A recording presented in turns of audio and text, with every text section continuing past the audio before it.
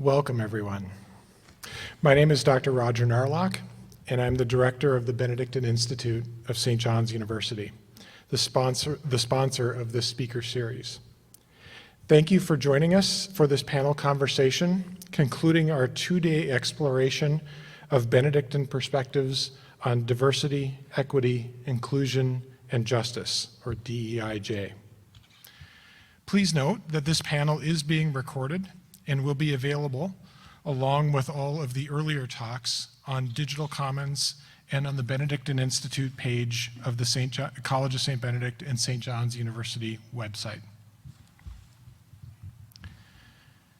Given the events of our nation in the past few years, and being cognizant that many of those national events have indeed been very local, it is no surprise that issues of diversity, equity, inclusion, and justice are foremost in our minds. Truly, these issues are among the most important concerns we face today. When discussing DEIJ issues within our Catholic Benedictine context at St. John's University and the College of St. Benedict, I am uplifted when I hear people profess how our Benedictine values compel us to care about DEIJ matters and take them seriously. Yet, I would assert that our Benedictine heritage should not only be referenced as a reason for why we ought to care about DEIJ issues. Certainly, our Benedictine nature can also provide a rich vision of what it can look like to live together in a healthy community. Let me provide an example. Chapter 72 of the Rule of Benedict asserts that, quote, each should try to be the first to honor the other, bearing one another's weaknesses of body and behavior with utmost patience. This is just one partial sentence from the rule, and from it, I would like to highlight just one word to illustrate the depth of vision the rule can provide for DEIJ. The word I would like to highlight is this: honor. Each should try to be the first to honor the other. Renowned Benedictine author Michael Casey expands on what it means to honor in his book, 74 Tools for Good Living. He states, and I'd like you to think about these phrases in the context of DEIJ. Casey states, to honor is, quote, recognizing another's inherent value or dignity. He says, it is appreciating their uniqueness. To honor requires that, quote, I reduce myself and my self-assertion in order to make room for the other. I step back so they have room to expand. Honoring someone helps them to, quote, exercise their personal autonomy without constraining themselves to act as we would wish. It encourages the hidden self to blossom. Finally, he says, honor is based in truth. It means recognizing others as they are and treating them accordingly. This is just an example of how one small word in the little rule can be mined to provide a vision for a kind of community where diversity, equity, inclusion, and justice can flourish. So yes, our Benedictine values ought to motivate us to care about DEIJ issues, and they can provide a vision for what community can be. But I suggest we need to go a step further. We must also explore how to promote and support DEIJ issues explicitly from a Benedictine perspective. Given our roles within the College of St. Benedict and St. John's University communities, so rich in Benedictine heritage, we are positioned to add this unique voice to the DEIJ conversation. And our guests tonight will do just that. Over the past 2 days, they have each given their own individual ideas of how Benedictine values and spirituality can guide DEIJ work. Tonight, they will engage in this conversation together. And in the last 20 or 30 minutes, with all of you via question and answer with the audience.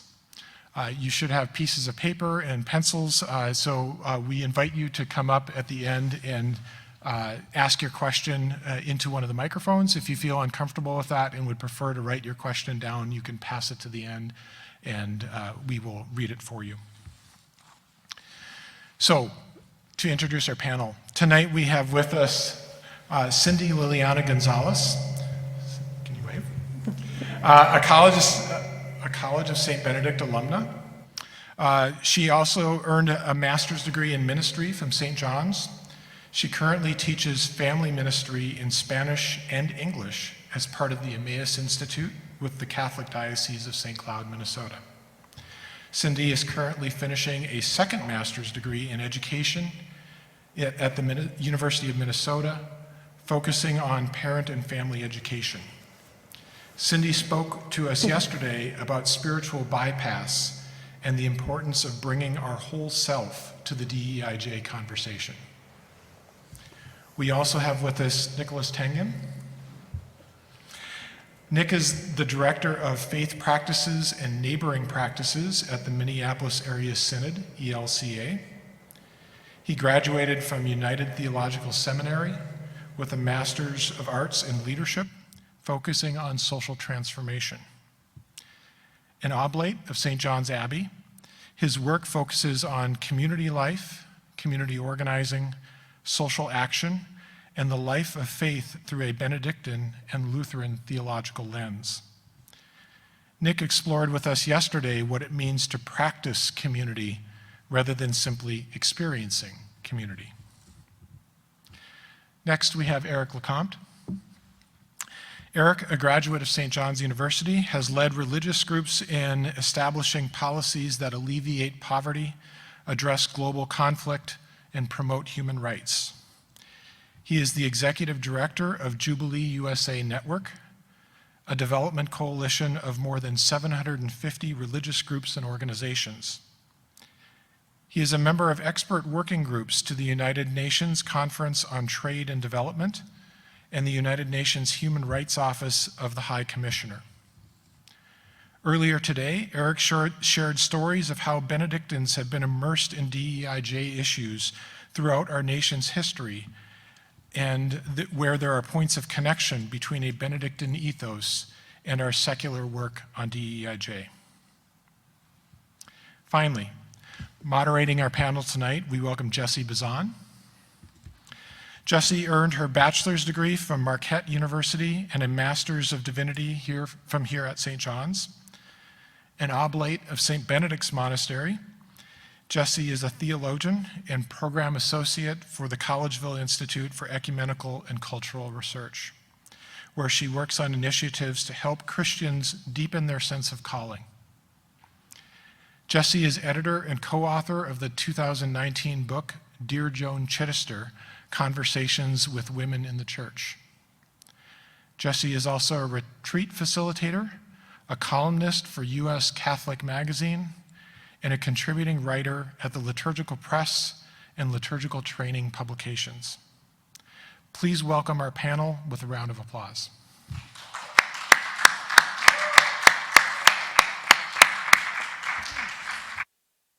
Well, thanks, Roger. It's such a treat to be with the three of you. Your individual talks were quite inspiring, and so it's a real treat to be in conversation tonight. So I want to start us off by setting the groundwork for the value of Benedictine spirituality in DEIJ work. So for someone who doesn't know a lot about Benedictine spirituality, what would you say to convince them that a Benedictine perspective has insights to offer DEIJ work? Nick, why don't you start us off with your best sales pitch? Sure. So I think I'd say two related things. First is that Benedictines have over 1,000 years practice, intentionally practicing life together.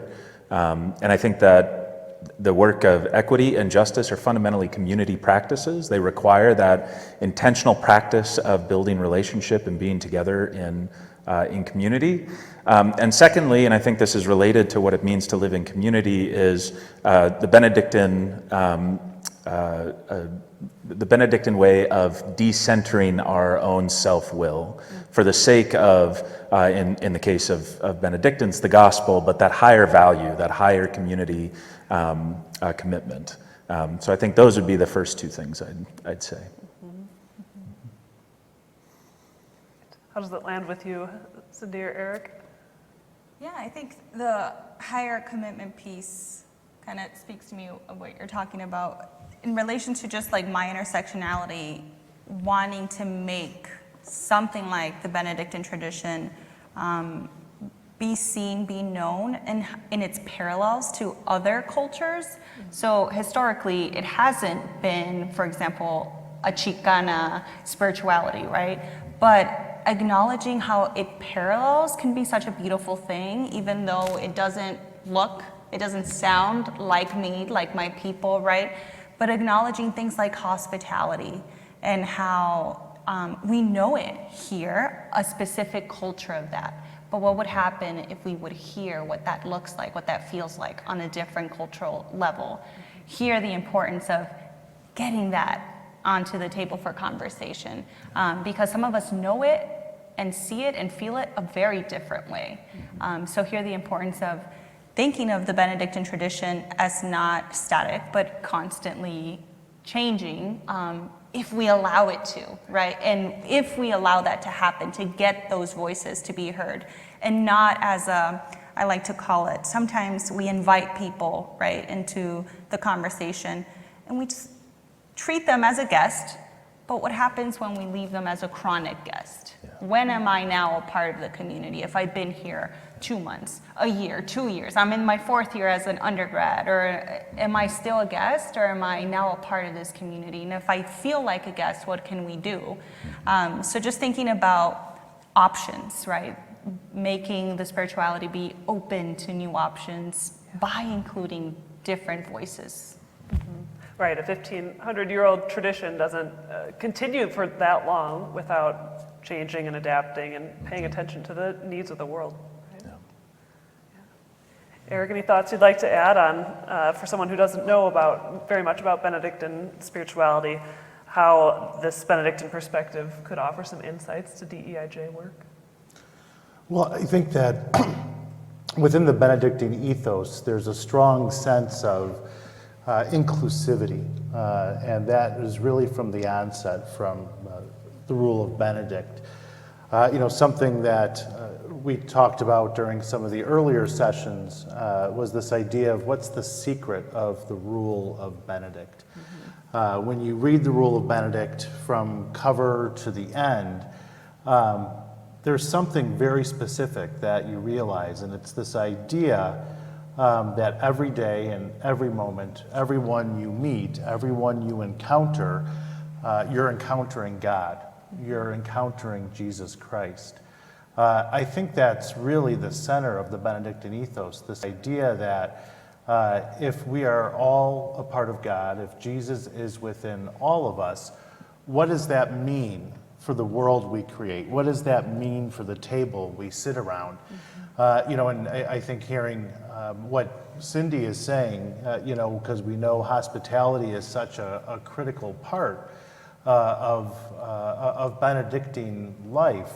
The idea of inclusivity is this idea that God is within all of us. And, part of, and, hearing what Nick said, over the past few months as I've been traveling around the country, I was speaking at the Episcopal Cathedral in San Diego, and a theologian gave a presentation on the manifestation of the Trinity in world religions, in Islam, Judaism, even in Buddhism. And one of the things that really struck me about the conversation is that there's something almost within the rule of Benedict and with this ethos that God is here present in all of us, that at a time within the church was almost heretical. And this was something the theologian was talking about in comparing Christianity to Hinduism, for example, where there's some very similar strains of thought. And so, I mean, it strikes me within that reality that there's something that is inclusive, that is bigger than us, that goes beyond us, that's exciting. And that's where I see some of the Benedictine ethos even transcendent of Christianity and Catholicism. Something that can open the door for broader, larger, more significant conversation. Yeah, it's one of the great gifts of this ancient tradition is that the Benedictines were around long before these major divisions within Christianity, right? And so That's right, yeah. we can be a place where we gather folks at a deeper level and can practice that hospitality, maybe at a more profound way. I appreciate the ways you all are kind of complexifying that idea of hospitality. So I want to move us to thinking about how Benedictine spirituality can speak to some important themes of DEIJ work that we've been hearing over these last 2 days. Themes like accountability, embodiment, and respect for persons. So accountability, of course, is hugely important in DEIJ work. We were talking about this a bit before. How do we hold communities accountable for doing that long-term work of becoming anti-racist, accessible to people with disabilities, inclusive of all gender identities, right? The list goes on and on. So what's one way that a Benedictine perspective might help your community stay accountable to DEIJ work? Eric, you're an executive director. I'm sure accountability is your middle name. So tell us for you, kick us off. Well, I think the key piece in terms of my perspective and how I look at that question and what comes from Benedictine tradition and values is the idea of community. So, often when we talk about diversity, equity, inclusion, and justice work, when we're using these particular terms, I think sometimes we do put the cart before the horse, so to speak, because I don't believe you start to really talk about accountability at all until through some established community you have a commitment to the process. So if I'm going to hold Cindy or Nick or you, Jessie, accountable, there has to be some agreement or commitment we've made. And I'll tell you, I think in my experience, that's one of the great challenges that I've seen with DEIJ work, with anti-oppression work, anti-racism work, is that there's no community and no commitment to a process. And I think some of the broader challenges, which I explored a little bit more during my presentation earlier today is, we have really the mainstay of diversity, equity, inclusion, and justice work is a very secular process. And within that process, even though there's a lot of great words about what things mean in terms of justice or what things might mean in terms of equity, I too often find that there's often a facilitator or a way of looking at things where there's only one, so to speak, woke answer. That, this isn't really about a process, and listening to each other, as the first word of the Rule of Benedict encourages us to do. At times, it's about trying to say the most right, most progressive thing. And within that, at times, I've seen exclusion to faith-based thought and even what I would call intolerance to religious thought in some of those processes where I've seen them go poorly or fail. So, part of this question, as we move forward, and if we are to take the risk of making a commitment to one another, to a process in community, if we have a farmer from Holdingford, not far from here, where a lot of students from St. Ben's and St. John's have applied over the year, we've seen a real political shift in that community where 20 years ago everyone was voting for the most progressive Democratic Party in the country, and now the majority of the community is voting kind of in a populist Republican sense. Is their opinion in a circle any less valid than mine? And I think if we really are serious about taking the risk to do this work, first, within Benedictine ethos and values, it happens in community. It happens as a part of a process that we commit to and we listen to each other. And only then can we start to hold each other accountable. And it's not just accountable about having the right or most progressive answer. It's being accountable to how well we listen to each other and how well we understand our stories and take the time to be able to share that and listen. Yeah. Yeah, I want to get in here, especially intolerance, right? I come at this work, DEIJ, not separated from spirituality, but sometimes I feel like I have to do that, right? And that's me, having to navigate that. Is it welcomed in this space? Is it not? But I'll give the direct example where I saw myself, where I heard myself not thinking about that, but directly head on, coming through that lens, not caring, right? And it was right at the beginning of the pandemic. So here the Benedictine principles seek counsel, right? I was with a group of other educators that were complaining about, and maybe that's the wrong word, just very frustrated with students not turning on their Zoom cameras, right? And this went on for like 30 minutes, and then me being like, okay, we're here to seek counsel. I have to say what I think right now, and it's, why do we feel that we're able to demand that from someone else?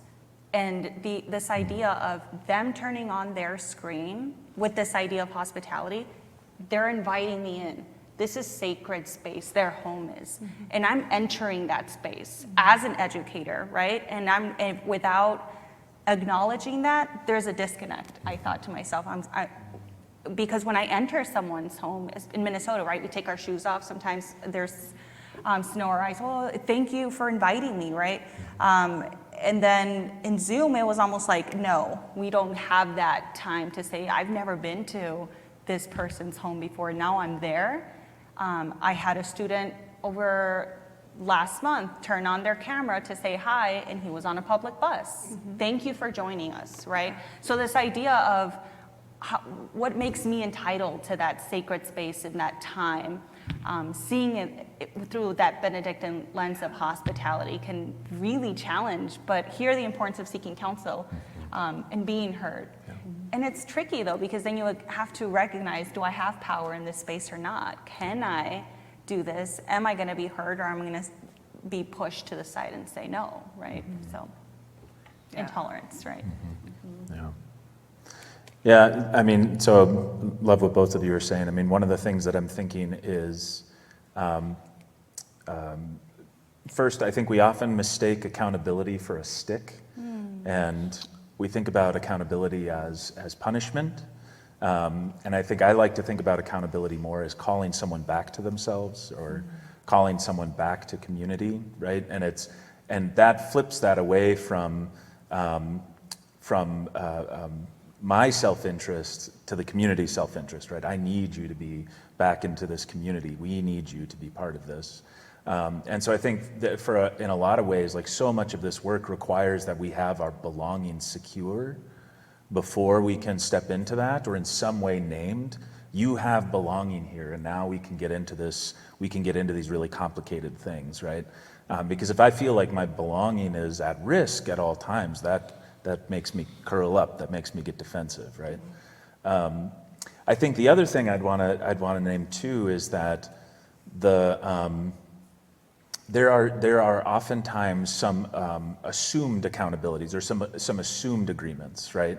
And so, like, I think about students in an academic institution. I think about the relationship we have with our political leaders, right? There's an assumed contract there, and the ways in which we kind of hold folks accountable in those spaces very different than the ways we think about accountability in those kind of small, intimate community spaces. But I think the key difference, the thing we forget sometimes, is that structures are at work anytime people come together. The question is whether they're visible or invisible. And far too often, we have this assumption, right, that folks understand the structure, the commitments that we've made to one another, and then when we try to hold folks accountable to that, you know, we didn't even know we had agreed to this. We didn't know that this is who we were together. We didn't know that. And so maybe to go even back to the first question, I think that's some of the wisdom of the Rule of St. Benedict, because it's a clear outline. It's a contract between a community of folks saying, this is who we are together. This is how we're going to do this together. That gives you the ability, right, to hold one another accountable, and even the most powerful folks accountable, right? Because this, right in this little book, we get to talk about how to hold the abbot accountable, right? So, yeah. Yeah, I'm hearing and feeling like that the heaviness of these ways of living into DEIJ work that are difficult. They're tough. They're tough individually, and they're tough to do as a community. And I think Cindy offered some really wonderful wisdom in her talk yesterday about making room for emotions that come from exploring these complex and really multi-layered realities of oppression. And you talked about how DEIJ work, it's not just this cognitive exercise, it's a full embodied experience. So maybe Cindy, you could start us off and talk a bit about how can Benedictine practices help people who spend a lot of time in their heads, folks like academics, right, approach DEIJ work with the fullness of their mind, body, and spirit? Yeah, I think here, I think a lot about restoring. Like, there's no perfect case where there won't be an instance where harm is going to happen in a classroom. And I'm coming at it from a classroom setting. Just this last weekend I taught, right? And somebody comes to the table with curiosity, not hospitality, not yet, right? So it's almost the question of somebody acknowledges something like, I've been divorced, and somebody says, why? Right? And it's kind of like, oh, why are we asking that, right? But that's that curiosity piece. We're in our mind of, I want to know, that's how I want to connect with you. Didn't want to intend harm, but the person was harmed. It's like you're getting into a space I didn't feel comfortable getting into yet, or at all, ever. So thinking about this idea that there's a difference between curiosity and hospitality, and especially as an educator, we want to connect with our students. Sometimes we're excited if that student is different from us in whatever capacity, but acknowledging that this person has dignity. And if I mess up as an educator, I need to repair that. And if it's not in that moment, I need to come back and do that. Because if we don't, that's harm. And guess who carries it? The person who was harmed that didn't get that opportunity to repair. So it's almost like that double sense of privilege. Harm happened in my classroom, even if I didn't start it, or I didn't, but it happened on my watch. Am I gonna just ignore it and let the person who was harmed carry that throughout their life? And that's the kind of emotion that's important. Acknowledging that this kind of harm can lead to continuous trauma throughout identity, and do I belong in this space, right? So just acknowledging the humanity in the student and educator relationship here. And again, staying in our heads, the importance of seeking counsel. We're not gonna have all the answers all of the time, right? And acknowledging that. And this one's tricky when you seek counsel, because what if your whole counsel sounds, looks, speaks just like you, right? So it's that time for that mirror, again, looking around and looking at yourself and thinking, am I seeking the adequate counsel that I need at this moment? And can I be vulnerable enough, right, the emotions of asking for help from someone who's not a novice at this, right, this very moment, instead of asking maybe my student, can you teach me about how I'm supposed to, when sometimes that student doesn't want to be the teacher. They want to learn, right? They want that connection outside of that. Yeah. Want to jump in here? Do you have- Do you want- Well, you know, I wonder how much this is a part of the Benedictine ethos. I mean, I kind of have a question for you, Cindy, because it sounds a lot, and also from your presentation yesterday, that some of what's required of us is having a degree of emotional intelligence, emotional sensitivity, compassion. I mean, how easy is it for us in any particular setting? We hear something from someone and just want to react, and we're curious. I won't bore everyone with the amount of times I have lacked emotional intelligence and sensitivity at a time when something like that has happened. And so I guess as we're talking about these issues, how do we learn that? And is learning that, is that part of the process? Is that part of what we commit to? And what happens when we mess up? When you share something and I don't respond in a way that's helpful or perhaps even a way that harms. Where does that come into all of this? Do you want to go first? No, please, yeah.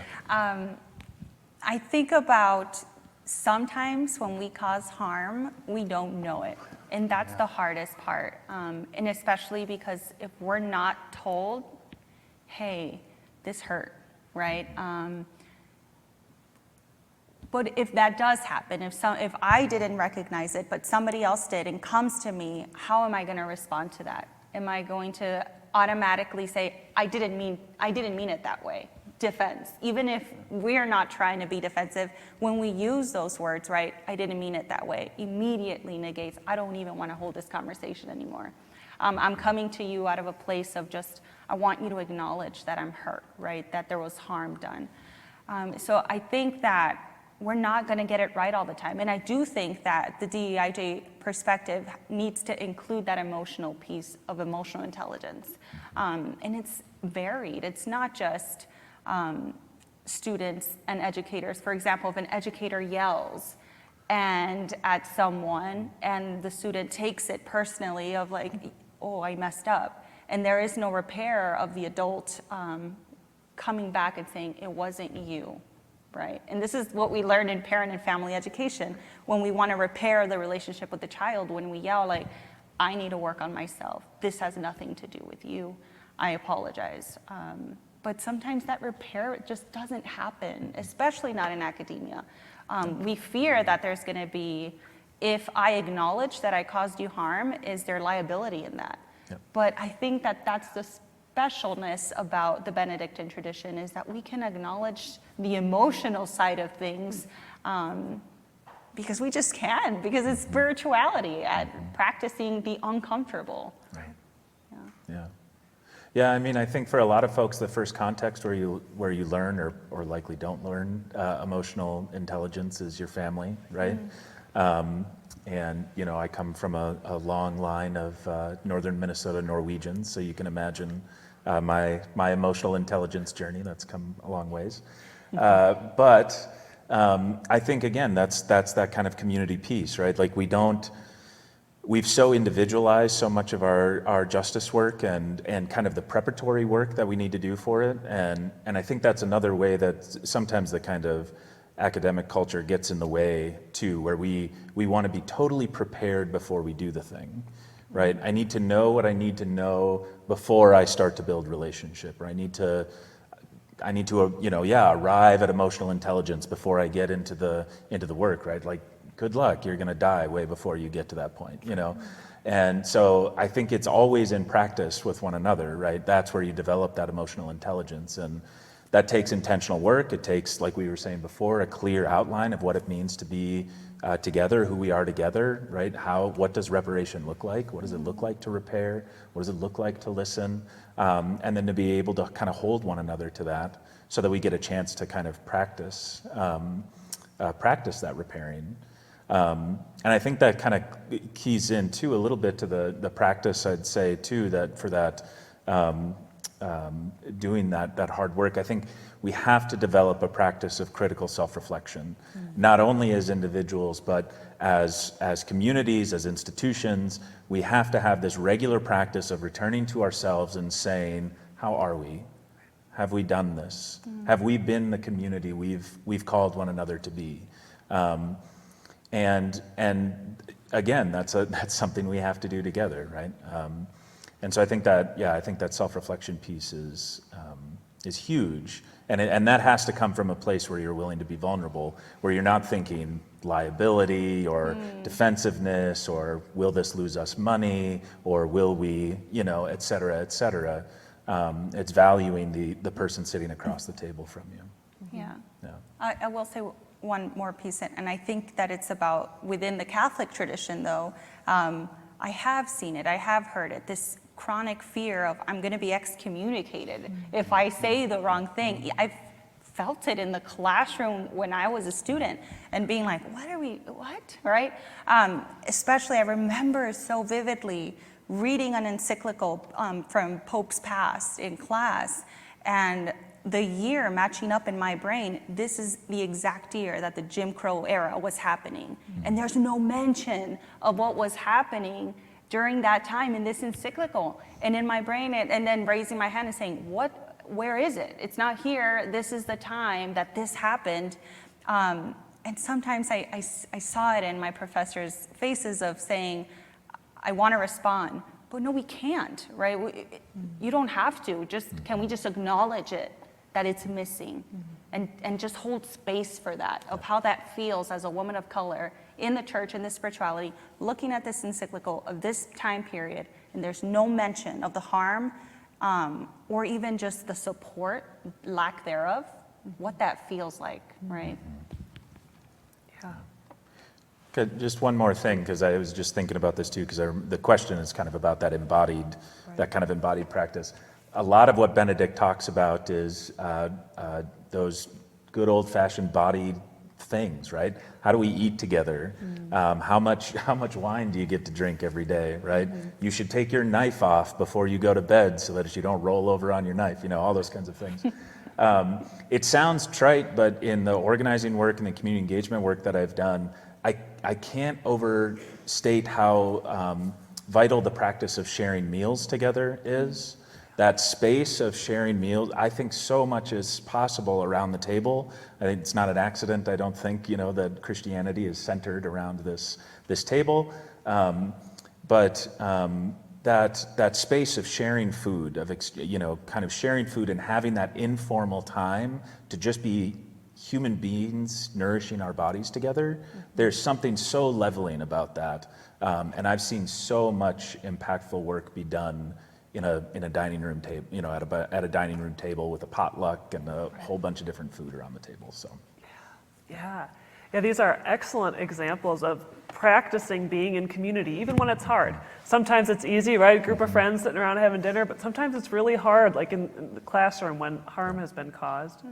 So I'd like us to stay on that idea of being in relationship with each other, but we take it a step deeper. People have, of course, all different thoughts, opinions, perspectives on DEIJ work. And a lot of us struggle to bridge those differences, right? You were kind of getting at this, Eric, to be in relationship with people who disagree with our viewpoints, maybe aren't as woke yet as we are, aren't quite as formed or educated. So I'd love to hear your thoughts on, what wisdom can a Benedictine perspective offer to help us to both acknowledge the harm of certain actions or ideas and foster greater respect for the dignity of each person? It's a big one. Cindy, you're musing. I think about, when I think about this question, I think about being able to learn from the past. For example, and this is not an example that I like to use right now because I'm still feeling the feelings of acknowledging the harm that has been caused in the church, in the spirituality, the boarding schools, right? But one of the things that the non-scholar writing, which is more of the actual people that have recollections of what happened. And I think about these historic documentation of those feelings. And the number one thing that I look for is the physical feeling of what it must feel like to have to get your hair cut, right? And I think about that today, presently, in Catholic parochial schools. My son was in one for a semester, And that was on the paperwork that we were signing, committing that he had to have his hair cut a certain way. Now, my kid has my type of hair, straight, long. That's how he grew. He got my genes.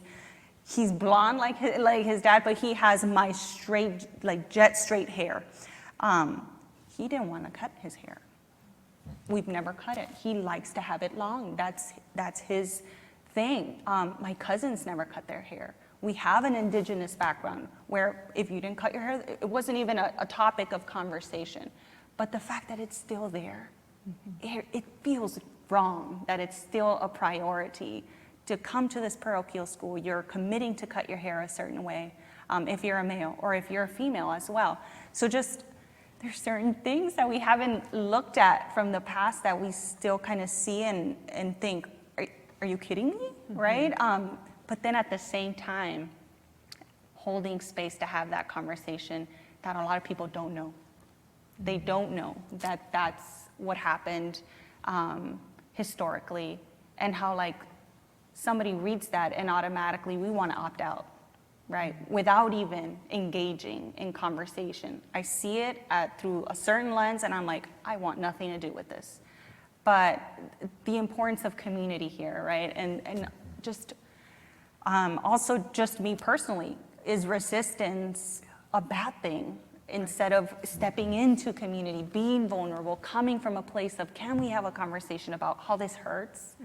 How this reminds me of something that I wish wasn't here anymore? So yeah, that's where I'm coming from with this question. Yeah, thanks. I mean, I hear a lot of that, and I think even during the last question, something that I feel that Cindy, you've started to do, but I think is going to be really important is there's kind of like an elephant in the room that needs to be acknowledged. And, that's the reality. As much as I love the church, the church is not perfect. No. Right? And so in a process, if we're going through a DEIJ process, that's going to be faith-based, that's going to bring in Benedictine values and ethos, how do we acknowledge where we've fallen short? So, the promise, the Benedictine ethos and values are really great, really powerful stuff. But have we always been faithful to a Benedictine tradition, being our best Christian selves? And that's what's harder. In my presentation earlier today, I kind of lifted just one side of that. I talked about the Benedictine heroes in terms of justice, looking at how Benedictine monastics in Belgium and Hungary saved thousands of Jews, how Benedictine communities were vital to the civil rights movement at the forefront of the environmental movement. But at the same time, we know that our church is in a deep process around the sexual abuse of children. That's why people feel alienated. Here at St. Ben's and St. John's, there's a kind of a story that's coming to light and understanding what really happened, reconciliation around the indigenous schools. And something that is much less significant than that, but something you kind of raised earlier about teaching people. One of my heroes here who is a really incredible, important leader in the liturgical movement, who ended up representing the community at Vatican II. In terms of being a teacher, he was not kind to his students, and so there are all these questions that are kind of here, where I believe so much that the Benedictine ethos, the values, offers a promise. But how do we acknowledge when we've fallen short? And if we're inviting people to this table where all are welcome, this table where God is within all of us, how do we acknowledge part of what has been the repression of people, the abuse of people, and not just look at what inspires us? Can both be hold true, right? Yeah, exactly. Well, exactly. Well, and that's the rule has this outline for how the abbot is to continue ministering to folks who've been excommunicated from the monastery. And I think there's some really good wisdom there, right? Because it's not the entire community's job to navigate that space, right? Like somebody's caused harm, somebody's stepped outside those bounds of what it means to be community together, and the community has decided the best thing for the health of this community is to break relationship. You've got to go, and Benedict says the relationship doesn't stop there, right? Yes, we have to break that relationship, and yet we still need to have trusted elders to be ministering to folks. And so I do think, like, thinking about those times where we're bringing folks together, we're inviting folks to the table, it's not a bad thing to say, this is how we're going to be at this table. You mess up there, you intentionally cause harm, we're going to call you back to what we committed around this table. You do it again and again and again, we're going to ask you to go. But we're still going to have some folks to be in relationship with you because we're committed to you finding your way back to this community, right? And kind of finding that,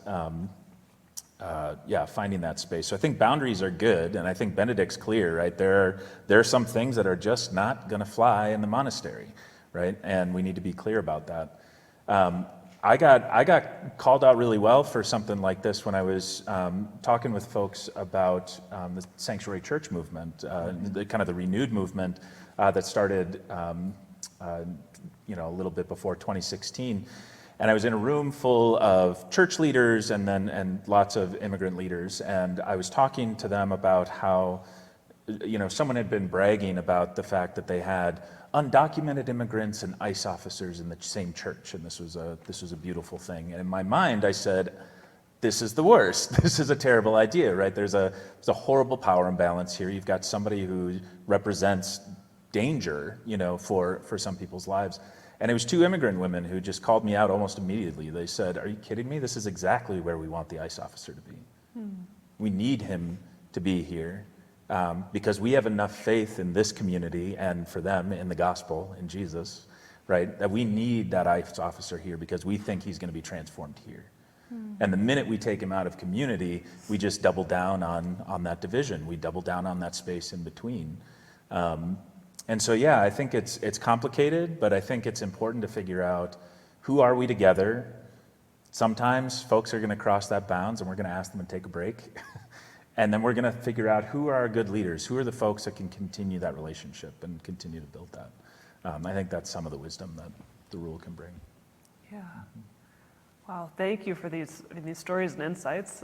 It's such a gift to sit at your feet and listen the ways that you're understanding this and living into this Benedictine wisdom in the important DEIJ work that you're doing. Thank you. I have two more questions for our panelists, but please be thinking of questions, insights, comments that you might have. We'll open it up in just a bit.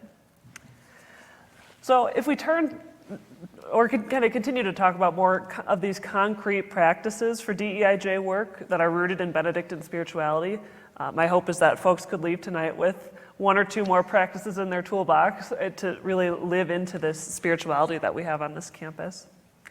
And Nick, you talked in particular during your session about how both Benedictine values and the values of DEIJ work, they're not things that we achieve or can just expect to happen, but these are disciplines that get embedded through daily practice. So I'd love to hear from each of you what's one Benedictine daily practice that has helped or could help you personally to sustain or grow your DEIJ work?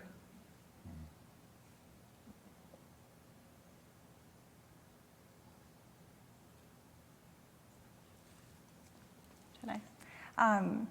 When I was an undergrad here, many moons ago now, sustainability, that word was very happening, very popular, and maybe it still is. And it was directly linked to certain types of ecosystems, and we need to save the planet, and we need to do all these things in their own right, absolutely. And then thinking about that word in terms of just the human ecosystem, so thinking about right now in this space as an undergrad, I'm looking at an outside world around me, my community, and I don't see people that speak my language in faith, right? And I can't do anything about that right now. This was before campus ministry had options for Spanish-speaking people, right? Maybe you got bused to an outside church once in a while when there was like a priest that spoke your language and was within the culture. And I think about just not feeling restless, but feeling let down in that regard, right? But that sustainable ecosystem model of not knowing that maybe in 10 years from now, I could be a part of something that can change that, right? And luckily for me, I have seen that now that I'm teaching at the Emmaus Institute, and I have been given the absolute best pleasure to help form 8 deacon candidates for this rural community from the Latinx community that speak Spanish, that are just integrated and are ready. So I think about myself then and not giving up hope that I'm witnessing something that's not here, but 15 years from now, I'm going to be a part of something where that can change, right? To me, that's powerful. But just this idea of like not giving up hope, that's where stability is, in this idea that we don't know. There's like a big mystery. That's the beauty of not knowing, I think. What can happen if we practice these things within ourselves and that we want to see out in the world? Yeah, your comments, Cindy, make me think of that line from the Rule of Benedict, never lose hope in God's mercy, Yeah. to keep that hope alive and going. What about you, Nick? This is your life. You really deeply practice this spirituality. Yeah, I mean, so I think for me, it's confession. And by confession, again, I think it's that critical self-reflection piece, right? And so I do this in a couple of ways. I mean, really concretely, like, so my wife and I do Compline together. Part of that Compline that we do together is the Ignatian Examine. And so we go back over our day and we say, where do we see God at work, right? And often we're getting into those very conversations, right? Here's some places I really messed up today, or here's some places where I really saw something beautiful today. But in my work too, I mean, so for the project that I run, we're a 3-person team. But every time we meet, one of the questions we ask is, where did you see culture at work today? Where did you see culture at work? Because I think often, especially in institutions, and those kind of big institutions, church, the academy, right, we don't pay attention to our own culture, right? We think of culture, kind of out there, and we don't take the time to say, where do you see culture at work in your own practice? So I think that practice of critical self-reflection is huge in whatever form it shows up in. I do want to name too, I mean, one thing that the Benedictine tradition has in common with most of, I would say, all of our social movements is a love of singing. The Poor People's Campaign, William Barber, will often say that every movement needs a theomusicologist, someone who can put our values into song so that we can all sing together, because that's that embodied practice of singing our values, kind of like community as community. So, yeah.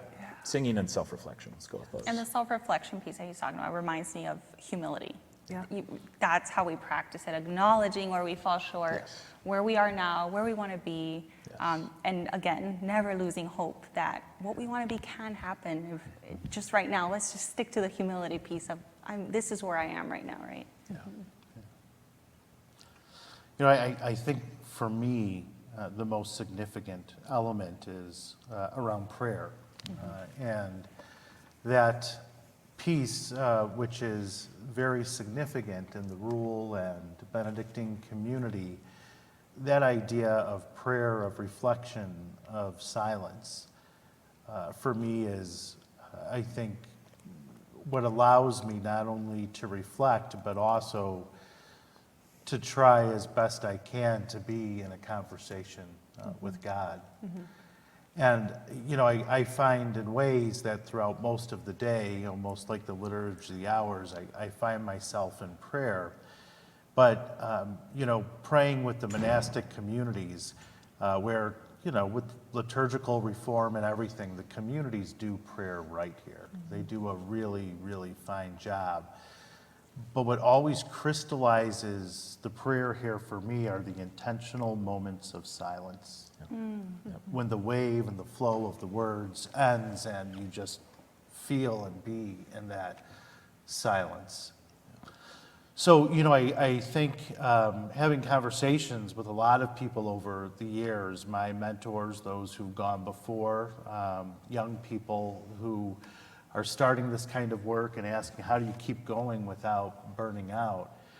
I think it's almost impossible to do from what I've learned from others and from what I've seen without real dedication to prayer, reflection, and being able to live for moments in the silence. I don't feel the silence. Sometimes I've been in a position where maybe somebody outside of the Benedictine tradition says, oh, I'm noticing that, Cindy, I'm noticing that you're pausing a lot. Is everything okay? And I'm like, please don't fill the silence. This is okay. This is nice. Yeah. I'm processing a little bit of, I'm getting to the fact that you're this human person, and I'm just acknowledging that you're here right now, and I'm really happy about that before we even get down to whatever we need to do. But yeah, the silence gets filled a lot sometimes in our culture, right? I'd like to maybe stay with that invitation before we transition into our Q&A. You all have offered such great wisdom and insight. Maybe we could all just spend a moment in silence together and really live into that practice and reflect on what are some of those main points that you've heard tonight that are really going to stick with you, and what questions do you have? And so I'll keep time for us, and we can come back in a minute or so. Feel free to practice some deep breathing and live into that Benedictine practice of silence.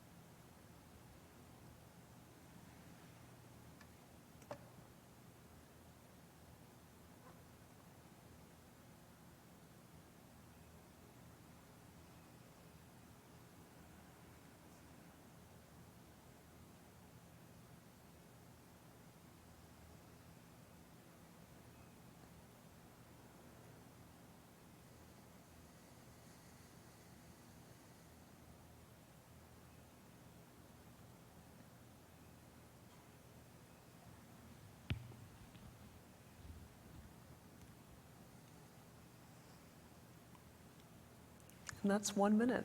That's a minute of silence.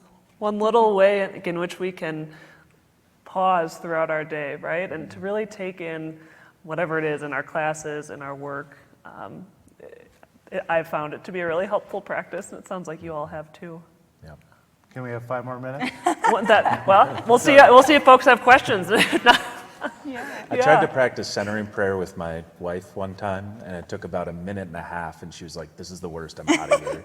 Like, silence for her is a nightmare. It takes time to build up, right? It takes a while. Start with a minute, and who knows, get up to an hour at Way to some go point. on a minute. Yeah, well done. Thanks for engaging with that.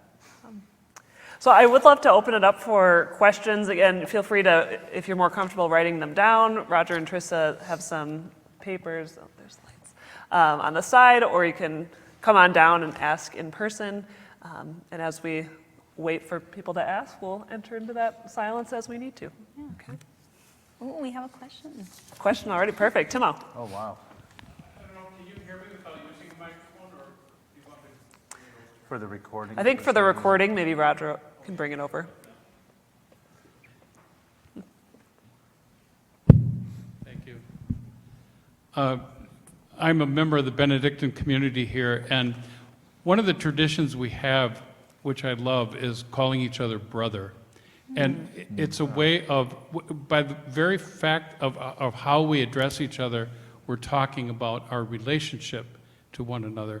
And I know it's probably not practical for us to all call each other sister and brother, but maybe a mindful and heartful way of receiving people is with that intention. Like, when another person approaches us, they're your sister and they're your brother, really, in essence. It might be a nice way of moving forward with inclusion.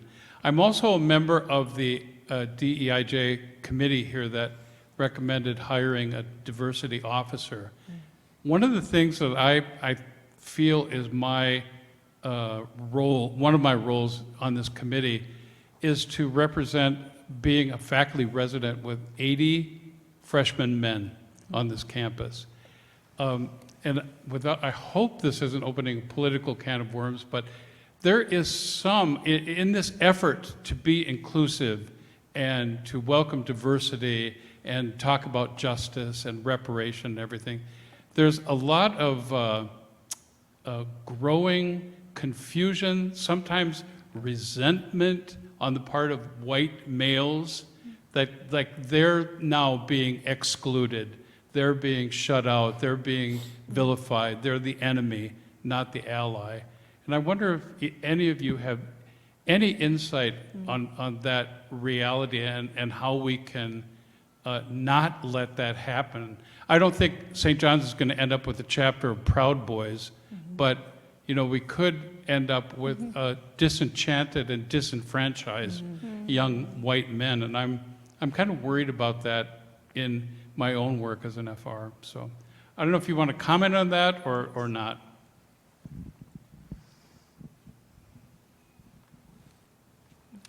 Yeah, I think that's real, right? And I, graduating in '99 and spending parts of the last few falls here by the Collegeville Institute as I've been working on some of my organizing work and research, you see that there are things happening amongst the student body. And so part of that's also kind of my concern about how we enter into a DEIJ process, what kind of commitments we make to one another, how we listen to one another. There have been some really hard things that have happened on this campus over the last 2 years in particular, around race, where we've seen these kinds of issues manifesting themselves. And unfortunately, it's part of a greater political reality that has captured a significant part of the imagination of our country. And part of that, which for me I find striking, is some of the political changes we've had. When I talk about a town like Holdingford, where 20 years ago everyone was voting for the most progressive Democratic Party in the country, that now they're all voting for Republicans, is we've had a series of decisions by political leaders in the United States that have alienated huge parts of the population, where we've seen joblessness increase among communities of color, among white working class groupings, and a lot of the financial instability, which grew and became worse after the 2008-2009 crisis, and now during the current crisis. These are issues where people are hurting and feeling vulnerable. So I think part of the challenge, and I think also part of the gift that one hopes in a Benedictine promise, an ethos, a value, a tradition, is it might seek to meet people where they are and acknowledge some of those vulnerabilities, that we commit to something in community as a process first, before finding ourselves separated along political viewpoints. So I think it's a greater challenge right now. And, for whatever it's worth, my organization, Jubilee USA, we're called the last standing bipartisan coalition in Washington, D.C. So right now I'm back on the Hill around the omnibus bill and negotiations, having face-to-face meetings with Republican senators and Democratic senators. There are few groups who can do that. But the reality is the level of politicization of issues is just so concerning. So last week we were on Capitol Hill, and as people know, the big omnibus process has been going through, which means a lot for all of us and our lives, as well as our neighbors around the world. And the process was being held up by a Republican senator that we'd worked with for a long time. And so I went in to meet with him with a good friend who was the Republican ambassador for religious freedom for President Trump. And we had a face-to-face with the senator. Now, this ambassador who I went in with, when he was voted in as an ambassador, not a single Democrat voted for him. Sam Brownback. Not a perfect person like any of us, but a deeply religious person and deeply committed to wanting to figure out how do we aid everyone who needs aid. And in that meeting, what was clear is that among the staff, what began in that meeting were just a lot of walls. And the only way we got past those walls to make a commitment was, number one, by listening, but number two, also acknowledging. Acknowledging where the other side in negotiations on the omnibus failed, that the U.S. Treasury failed to reach out and get their opinions. So we lost $22 billion in aid that should have gone the next day to the developing world. The process is back on track because we engaged, we listened, we were present, we acknowledged the wrong parts of the process, and that got us to a place to move us forward. But I don't think things are easy now. And I know things are tough on campus. So I hope that within this idea of Benedictine community, it might allow us to hear, listen, acknowledge, process one another's vulnerabilities. Because I can't imagine a process being successful unless a commitment to a process is framed within that kind of thinking. Any other comments? Yeah. Did you? Could I?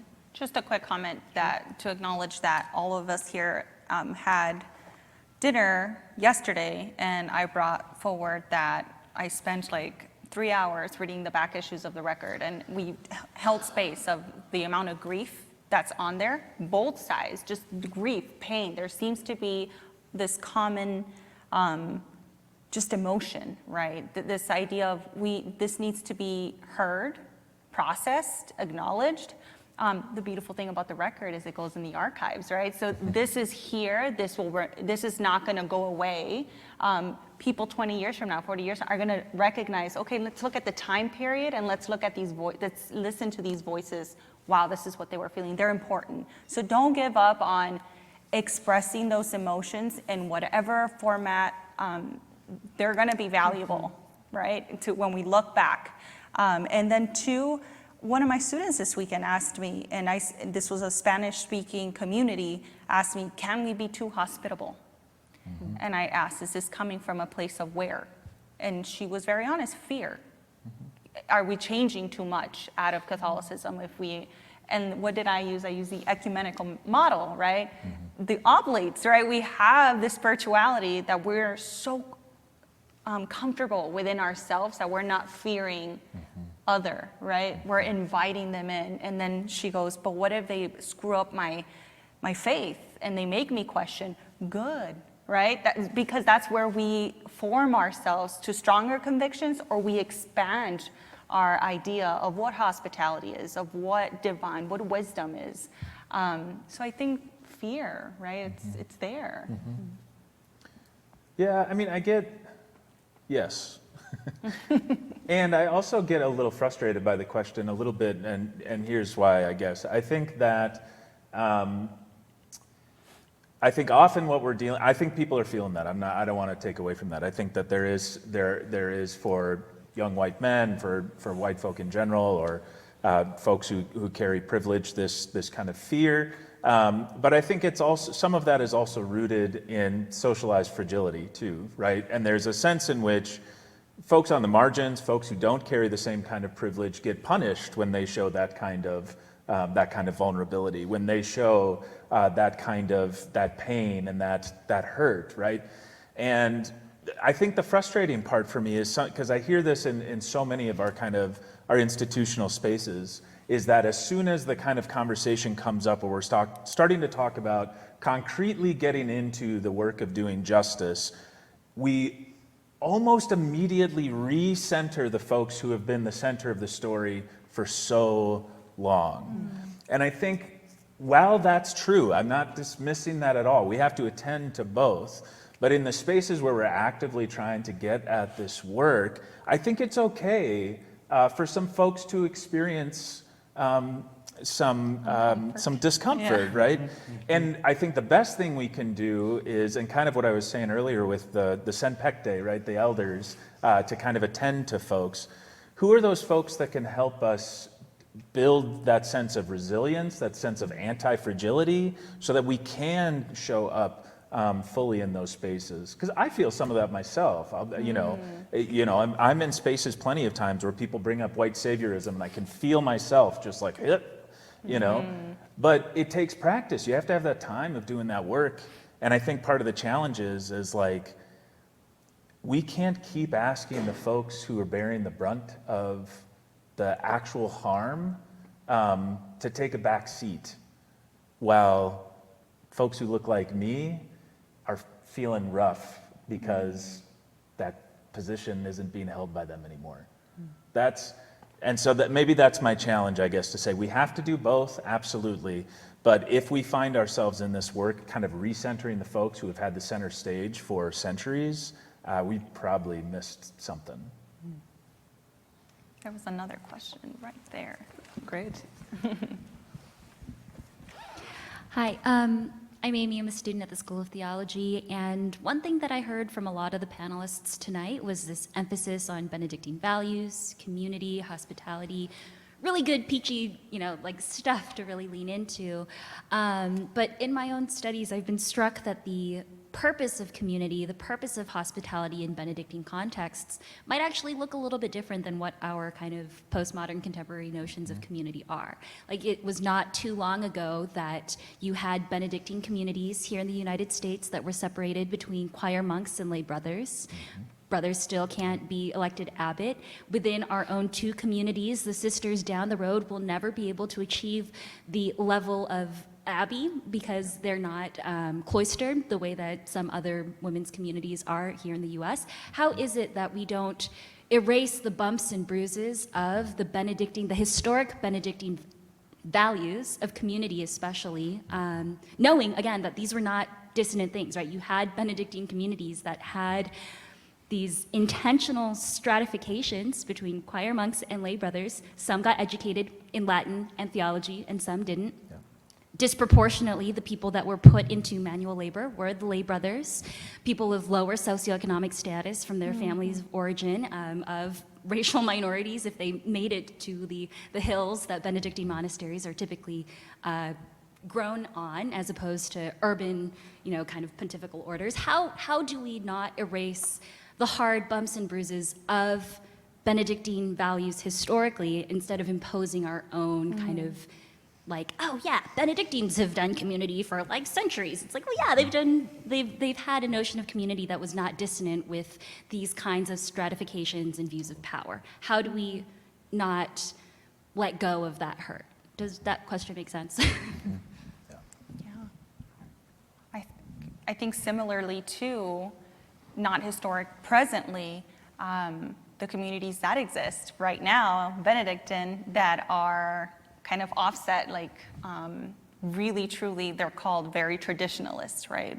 Stepping back into kind of this separateness from the real life because we're problematic and they want to be pure. I'm seeing that. And as a parent, I love to read about it because there's a lot of families in these communities that exit and enter Benedictine communities because they feel a lack of community. They feel a lack of inclusion to raise children, right? So, and they leave the world, want to shelter in, bunker down. So I think just not historically, right now we're seeing communities options, or option, the Benedict option, right? Not options, that cause issues sometimes for me when I come from a Benedictine perspective and people ask me, do you mean so-and-so in this? And I'm like, oh, wait. Like, let's have a conversation about this because that has taken center stage too now. So. Yeah, that's the Christian tradition, period, right? Like, I mean, it's not just Benedictine, and I mean, in a lot of ways, I think that's the challenge for any kind of commitment to a way of life, right? We're gonna mess that up, and I mean, and part of that is being able to own that, and I think one of the things that I take from, I think this is more broadly just kind of the Christian community, right, is that that doesn't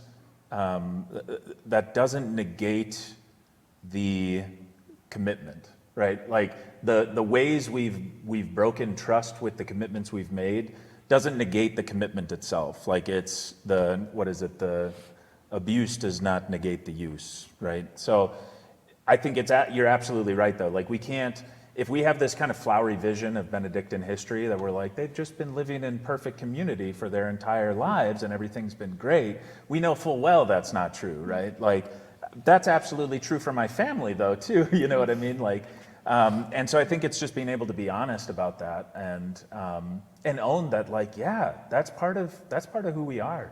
And we woke up today and we're trying it again and we're gonna mess that up too. And we're gonna keep going.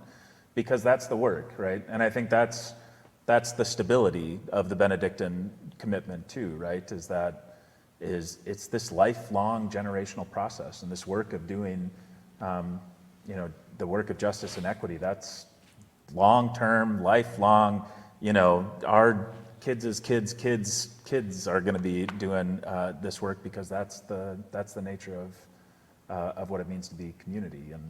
But yeah, I appreciate you lifting that up because we have to be willing to be honest about who we are, where we've been, and who we want to be, right?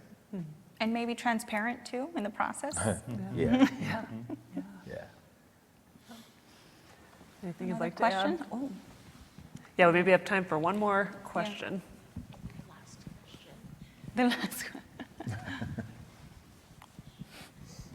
one.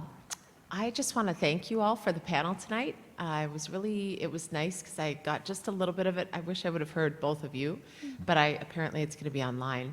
And my name is Felicia, and I'm just delighted to be here, and thank you for moderating. And thank you all for having this. So in a good way, I just want to say that when I think about the topic and I think about your really well articulated question, the space that my nervous system has been in for the last couple of days is just that sense of rest. I also attended this place as an undergraduate, and I'm coming from Canada now, and I do this work regularly, every day, all the time. And it's exhausting, and Eric was talking tonight in his talk about this being a place where lots of folks, he was putting up people on the screen, he's like, these people are amazing, and they hid out here, and they wrote, and they prayed, and they rested. And I was really inspired by that because I think one of the beautiful opportunities that this tradition has is to protect a space for, as you all said, music, art, rest, recovery, because the system is going to push for production, efficiency, transactional relationships. It's like productivity, right? So then the restorative part of that, the back end where the loop comes, is that we all get to have that experience of crisis, that experience of death, but the death is renewal. And for me, that just happened here. Like I crash landed into St. Joseph, Minnesota, coming out of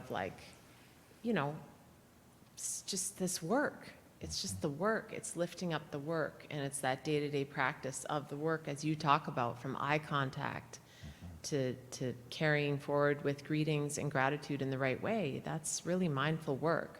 So this institution has an opportunity, because it did that for me. It gave me that sense of how to do that work well, and I feel like I still have taken that work to other countries. And I thank you all for that, and I thank you all for this talk tonight, because it really brought home to me that value of rest and recovery. That's what happens before the renewal for any of us. So thank you all for that. And did I catch anything? You have the last comment. Thank you. It's an honor to be here. My name is Philip Campio from Canada, a place called Driftbile Cree Nation, a reservation north of Edmonton, which is the city in Alberta, the capital. And I'm grateful for what you brought forward for all of us here today. And I just want to say, when you talked about your mind, and how do we help the young people today that are learning through the mind? In our culture, we call it balance. You all talked about mind, body, and spirit. And when you're in a world of education, you only focus on your mind 90% of the time. You need to learn to bring that balance. Pray, exercise, sleep. Understand your culture of who you are, because your culture is what you are, what you make of it. And we're the only nation in the world that we got our culture, our traditions, our language literally beaten out of us, and we're still here today. And I come here to bring understandings of who we are. You know, when I was born into this world, I was labeled Indian. Today we're called indigenous, because we're not from India. And today, it's not about what we're labeled.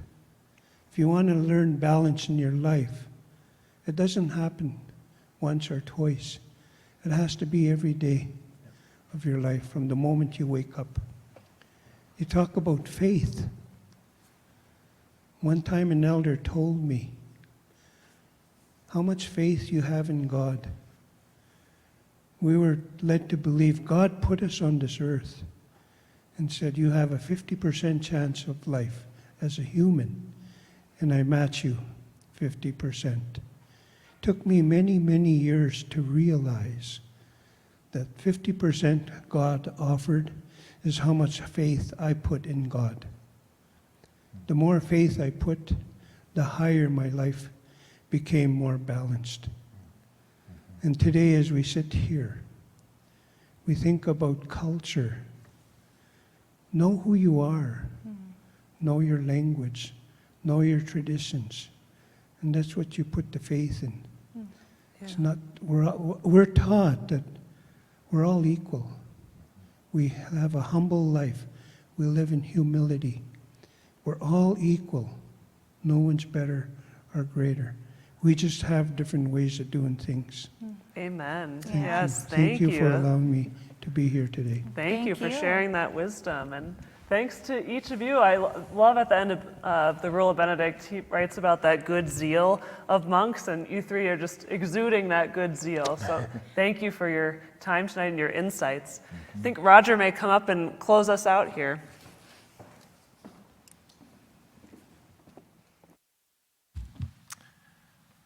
Wow. So, what a profound way to end. And I wasn't planning on saying remarks, but I think at this point, but I do want to say, just acknowledge a few feelings. You know, throughout all of this conversation, both tonight and yesterday, you know, there's been everything from, you know, pseudo-depression, sometimes shame, but also profound gratitude and hope. And that's what's amazing, I think, about this topic, is it brings up all of that. And I think that's also what's amazing about the Benedictine perspective is it allows all of that, and it acknowledged, like, I think where we've kind of ended today, which is one of those, one of the books that I refer to. It's sort of a pseudo translation of the rule, but I think the title is perhaps the most profound thing, which is the title of the book is "And Always We Begin Again." That this work is never done. We're not always going to get it right. We're probably usually going to get it wrong, but it's that stability. It's that commitment. And I just have so much gratitude for our panel. As director of the Benedictine Institute, and being immersed in these institutions that have been dealing with and wrestling with DEIJ issues in a very profound way for the last several years, for sure, I've always been feeling like there's a piece of this conversation that's missing, and that's the Benedictine piece. And I didn't know what to do about that because I didn't know enough of how to address that. And so I thank you all for really helping to start this part of the conversation. And I do mean start it. I think it's now incumbent upon us to continue this part of the conversation and not let it rest. So with that, I want to thank all of you who took the time tonight and across the last 2 days for attending the different sessions. I'd like to thank Trissa Schaefer, the administrative assistant for the Benedictine Institute, and all the staff of Fine Arts Programming, events, and catering for all the logistic support and hospitality that was oh so helpful in bringing all these events together over the last 2 days. And I would also like to thank the monastic communities of St. John's Abbey and St. Benedict's Monastery for bringing the rule of Benedict to our corner of the world, and for providing some inspiration, though not perfection, but inspiration regarding how to live together in community. Finally, please join me once again in thanking our panelists with a round of applause.